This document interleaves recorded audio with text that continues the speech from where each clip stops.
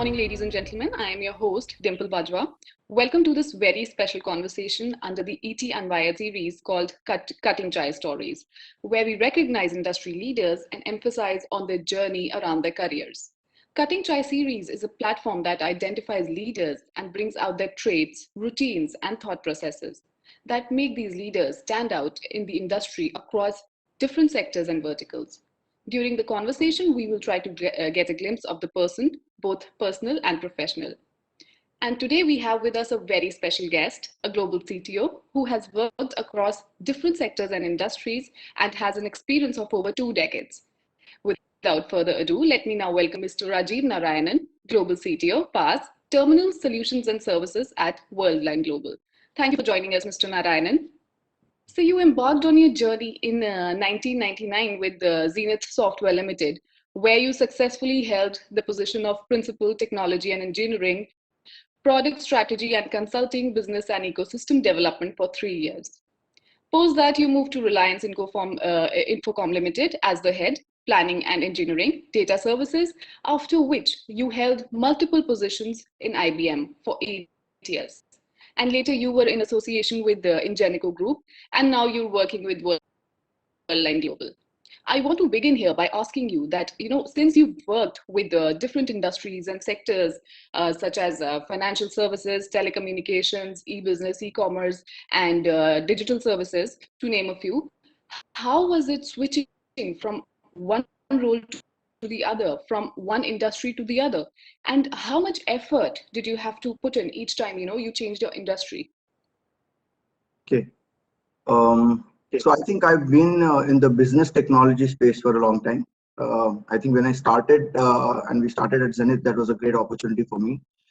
We started very basic. We wanted to solve the problem for banking, right? So we were trying to build software that really made branch banking easy, which allowed for a lot of other things, which allowed things like connecting the different branches so that, if you, for example, had an account in one place and you wanted to take a checkbook, go to somewhere else and then withdraw from there, try to make those kind of things easy. So I think the best thing that has been is there, the domain technology concept, technology being the common factor, right? That technology could be used to solve a lot of domain problems and help with evolutions of things, right? Look at how things can be better, right? I think that's been the focus all the time. The focus has always been saying is that can we use technology meaningfully to enable business and its customers? So I think that focus was very useful. So it helped me transition industries very easily, I would say. So technology was always there, I think, and a good grasp on technology has been good. But as we move from industry to industry, it's about really taking that, looking at the customers, looking at the people who are going to use what you're building, right, and what value you're creating. So it did not really become that much more difficult. Of course, there was some learning process. There was a learning curve in terms of understanding the domain and what it meant and where it was in its evolution, and then start breaking down the large problem into smaller parts and start solving for it. Right? So I think that really helped transition these different industries and move along and create or use technology as leverage. Right. So since we are talking about your career, you have an expansive experience of, over 20 years. It would be great if you would tell us how you evolved from a career point of view. From your first job until now, how have you evolved and how has your journey been through these years? Okay, so my first job was with Zenith Infotech, right, as you mentioned some time back. But before that, I really actually started pretty early. When I was around 15, I was doing some programming on PLCs.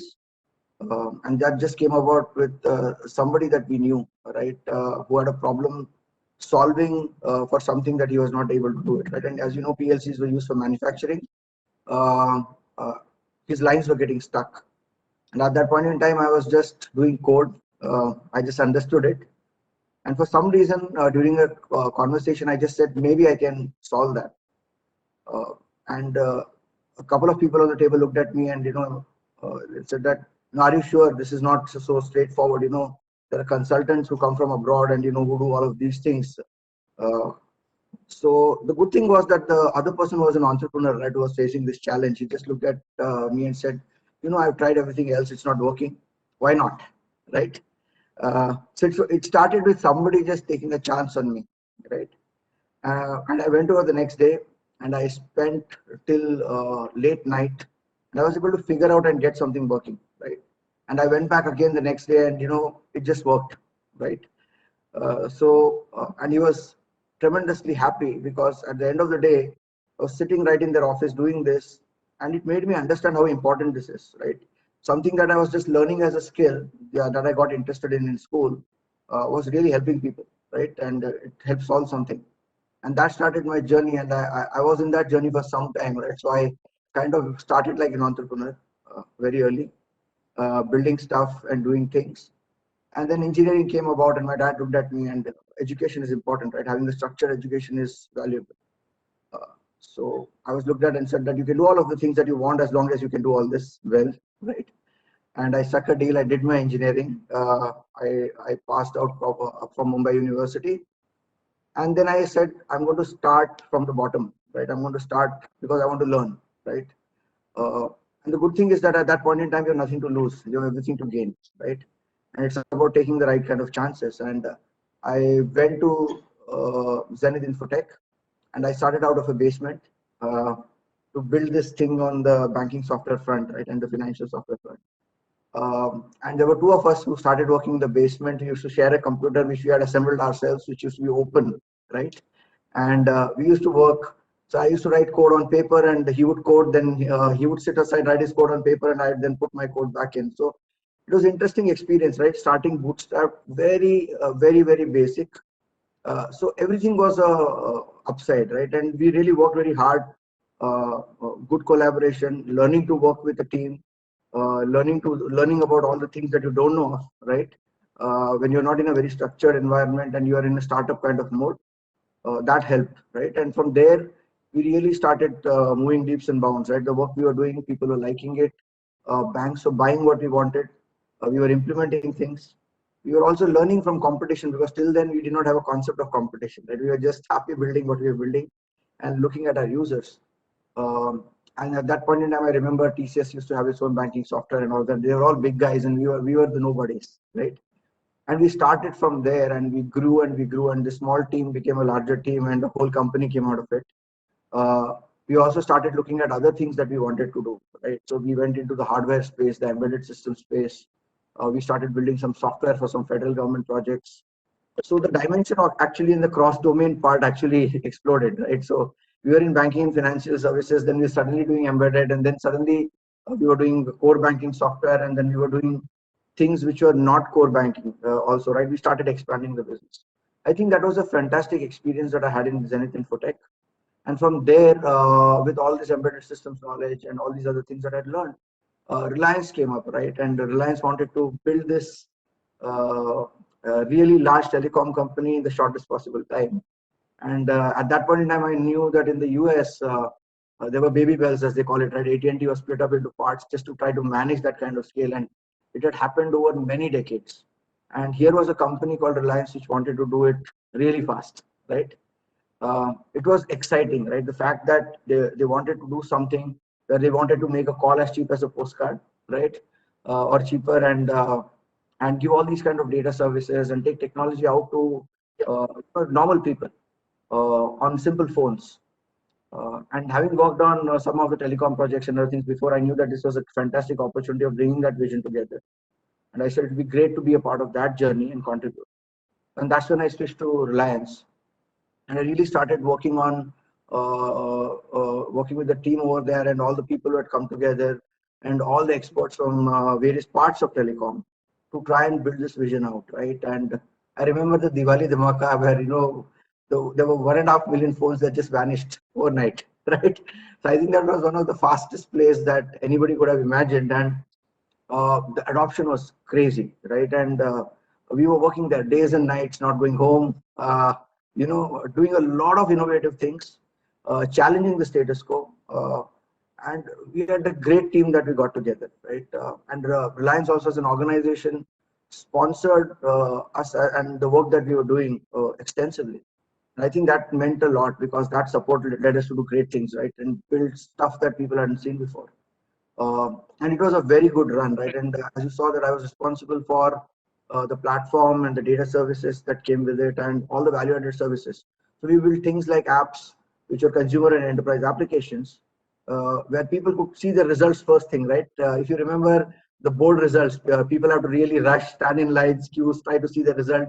You're delivering that kind of information, which is valuable on the phone, right? And the excitement it was creating for people, and people could listen to music when they were going in buses and so on and so forth. I think that was a fantastic thing because it was a straight contribution, right? And I think it was one of the contributions that helped India leapfrog, right? We went directly from pagers, right? And we went into this whole data services and all of those kind of things, right? And building a network, a fiber cable network all over the country. So I think that was a fantastic experience. Again, it added to that entrepreneurial bent and allowed us to do things that could really make a difference. And then from Reliance, I wanted to expand my scope further, right, and start looking at the industry in general and say that all these things that we have learned, right, how many problems can we solve with this? What all problems can we apply this to? And that's when I joined my journey with IBM, uh, where we really started working on the telecom space, which is where I started. And we started building up the base in terms of what we wanted to do to enable solutions for telcos who wanted to transform. And that was again a great experience. Worked with the top telcos over there, and we did a lot of transformation and innovation projects.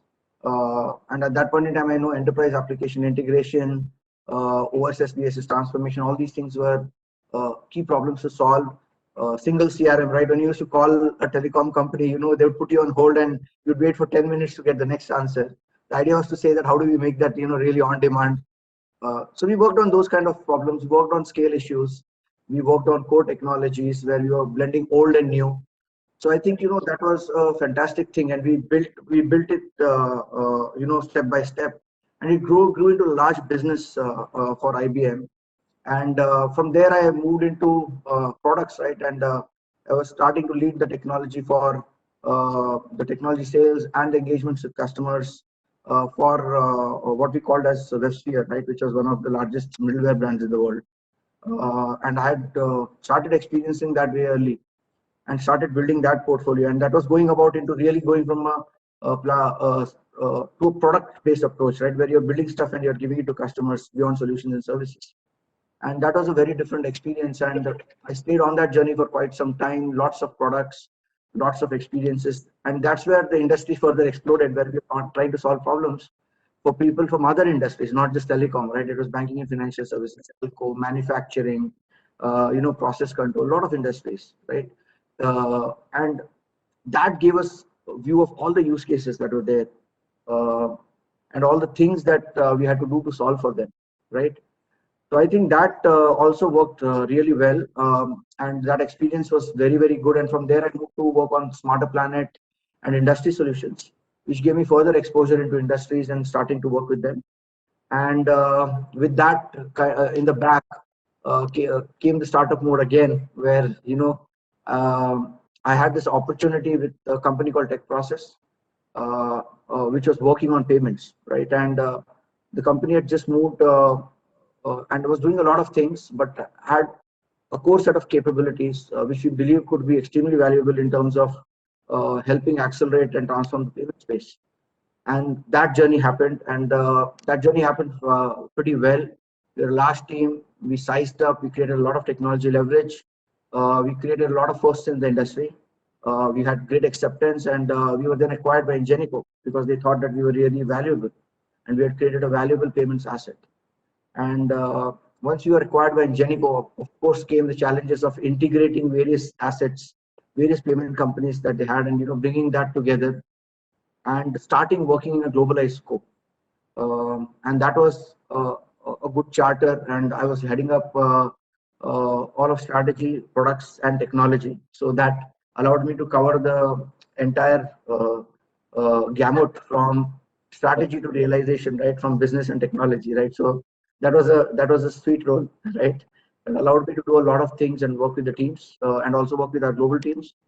And we achieved a good transformation there. And with all the integration that happened and the globalization that we worked on, the cross-border initiatives, We were acquired by Worldline recently, right? That would have been in the news. As Worldline saw that there was a great opportunity to come together with Ingenico to create a really uh, big global payments major, and to really shape the future of payments globally.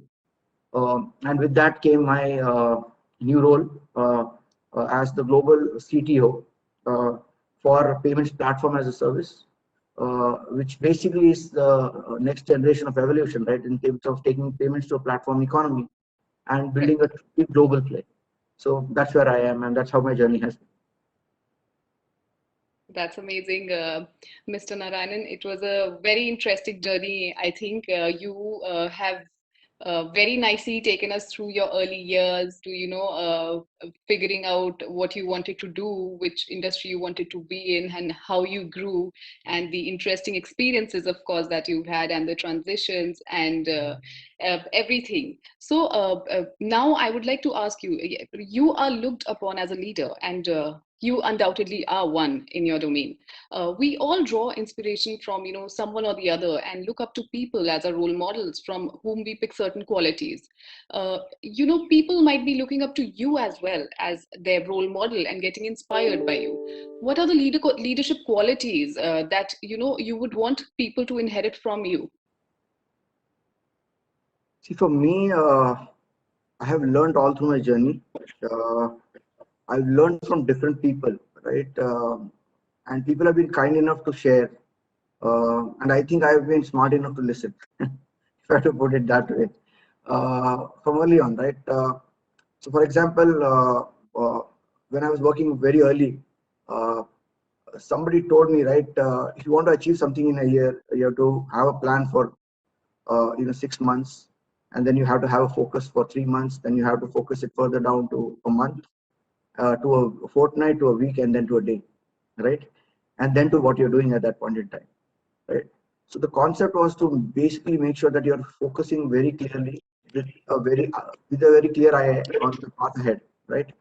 So that was one thing that I learned. The second thing was ask questions, right? Be curious. Uh, there's no such thing as a wrong question, right? At best, what will happen? You will be get told no, right?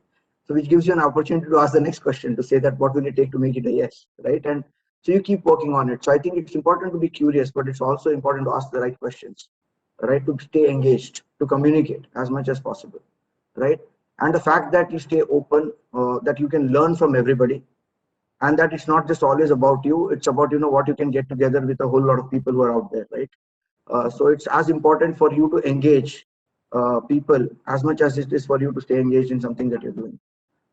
Another thing that I read from a quote that Swami Vivekananda had written, right, that this is school days, I guess, which is fundamentally, if you want to lead, you need to know how to follow, right? So you need to really do that. You can have a lot of crazy ideas, you can have a lot of things that you would want to do, but it's always very important to work well with your leaders. They have a vision, they have a charter, understand that well, uh, and you'll definitely be able to add value, bring things in, right, with their guidance. So it's very important to keep the leaders that you're working with in the know and in the now, right? Which is what I also tell my teams today, and I expect from them, right? To make sure that we can all work very well together and collaboratively, right? So things like this, right, have really made a difference. And then it's also kind of, I think, so important to be confident. Confidence comes through practice, and it also comes through failures, right? So it's important not to be afraid to fail, right? It's important to fail fast, recover fast, and do things right. So it's important to plan those kind of things, talk to people, right? And get on with things. And the other part is not to stay theoretical all the time, right? We are about getting things done, right?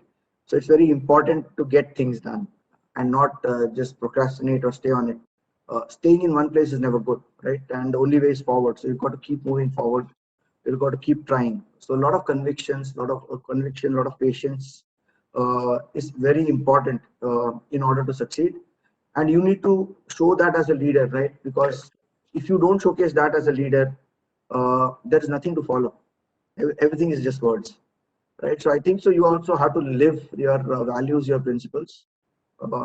And that's what I would tell people, that be bold, uh, be hungry, be collaborative, uh, communicate. Right today, considering everything is virtual and all of that, it is so important to communicate. Right, so work on your soft skills, work on how you want to say things, communicate like what the people in front of you need to have to understand. Everybody doesn't understand technology jargon, right? There's a lot of it today. It's our job to simplify. So I think the best thing that a leader needs to do is to connect, to simplify, to ensure collaboration, and to ensure progression of things, right? And be ready to take up large problems and solve for them. So that's what I have to say. Right. So being confident, communicating, asking questions, being curious, learning from everybody and engaging with people. These are some very interesting and insightful leadership qualities, I think. So moving on, Mr. Narayanan, have you also been working from home? Since the pandemic hit all of us, there were a lot of companies who started working from home. So, if you have been working from home, how has your experience been? And have you also been participating in the household chores simultaneously? Also, do you think work from home is a good practice, that should be considered even after the COVID era? Okay. So two or three viewpoints on that, right? So first thing is that I think so in general in the industry and the way we are going, right, and things getting significantly digital, right? Of course, there's a lot of value to physical engagement, but I think that we have to consider this as a real option, right? And I think every company out there understands this and they're working towards this, right? Where they say that there is going to be a good amount of work from home and some amount of physical presence. The physical presence is often required that when you need to touch point on important things and also see your colleagues from time to time, right? Interact with them. I think it's a good thing. It takes a lot of stress off. I've seen that when we met for the first time in office with the rosterized presence after COVID hit us and we were completely isolated, I could see the relief in people, right? Because you're not prepared to work from home typically, right? And personal and professional mix quite a bit, right? And at times, what happens is that because there is no standard to this, family assumes that it's okay, right? He or she is at home, so you can drop in a little bit and all. So it's like the Arab and the camel, right? Story that effectively the camel gets in and the Arab is out of the tent. So it's very, very important to balance that, sit with the family, set expectations, right, and create your own workspace. And sometimes it's difficult, right? It's not easy to create. You may not have a space enough for a workspace. So there are ways and means that you have to manage. But I think it's real. I think from a talent perspective also, right? It's not that the talents only exist in the large cities, right? If there has been any real experience that I can really share, right, was when I was in IBM or when I was in any of the other companies, we found the most fantastic talent from the small towns as well, right? So it's important to reach out there, right? But now with, I think so, remote working, it makes it possible to tap that talent and for the talent to be where they are and contribute from where they are.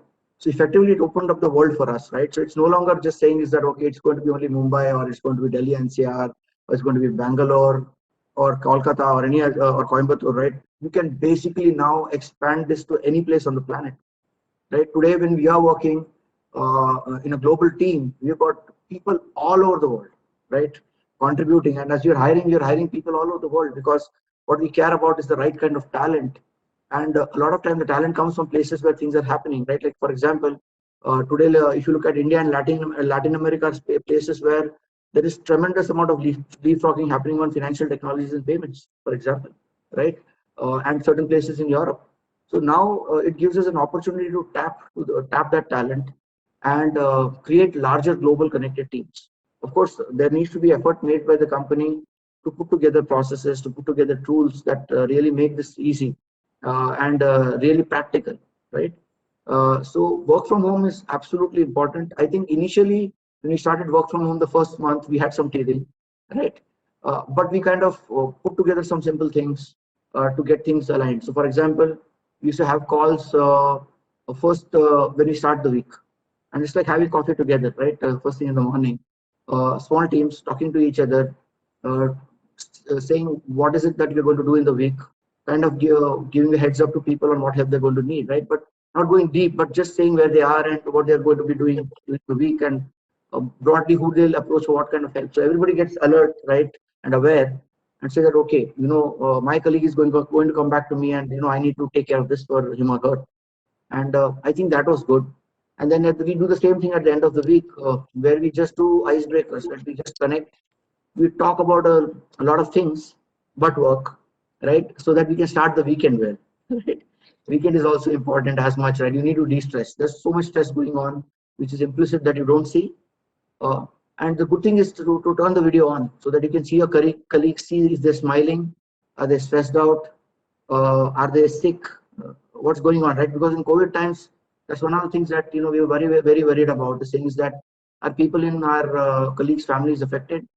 Do we know about it? Can we help? Right.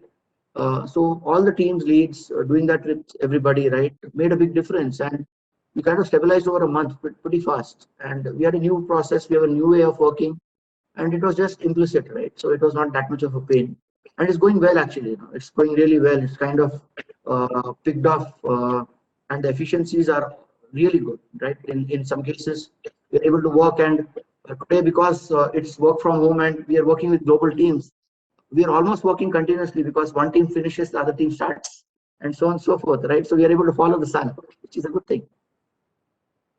All right. So my last question to you, sir, would be, what does a day in Mr. Narayanan's life look like? I'm sure the answer to this would include a lot of work, but we would want to know more about the fun activities that you indulge in or the things that you do on weekends. Things I do on weekends is so once I finish work, right, or when my daughter's done with school, of course, right. So she comes over, she has to talk about everything that she did and all the things that happened. Evening times typically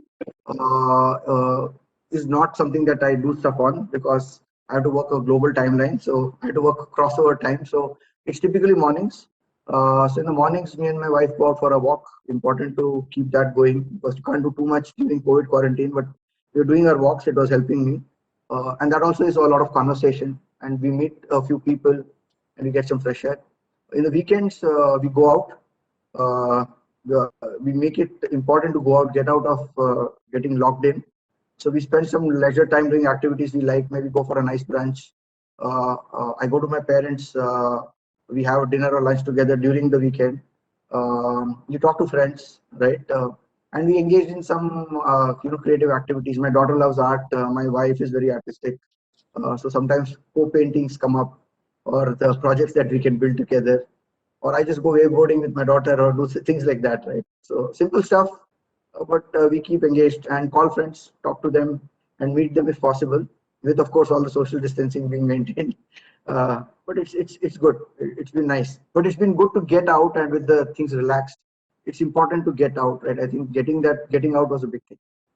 Right, right. Very interesting, sir. And of course, it is very important to engage yourself in activities with the family. And that was the last question to you, sir. Thank you, Mr. Narayanan, for answering all my questions. That was indeed a very interesting conversation with you. And with that, we come to the end of our cutting chai discussion. Thank you once again, sir.